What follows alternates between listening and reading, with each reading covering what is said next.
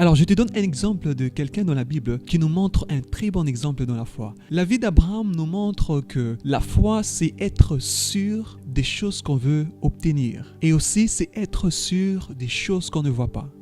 Je m'explique.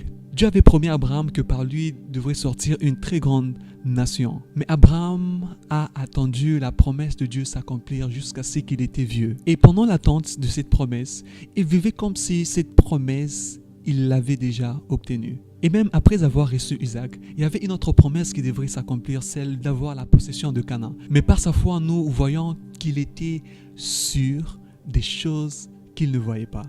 Lui qui n'a même pas vu la promesse s'accomplir. Et c'est avec cet exemple que j'aimerais t'encourager aujourd'hui à vivre ta vie. Laisse ta vie être motivée par la foi dans tout ce que tu fais. Une vie motivée par la foi, une vie conduite par la foi, c'est une vie où toutes les décisions, chaque pas qui est fait dans la vie est fait en fonction de la foi en Dieu. Pas en fonction de la peur, ni en fonction des inquiétudes, mais d'une foi qui est ferme en l'Éternel. Et j'aimerais t'encourager à ne pas baser ta foi seulement sur les choses que tu veux obtenir, mais ta foi d'être basée sur la fidélité de Dieu qui t'a fait cette promesse.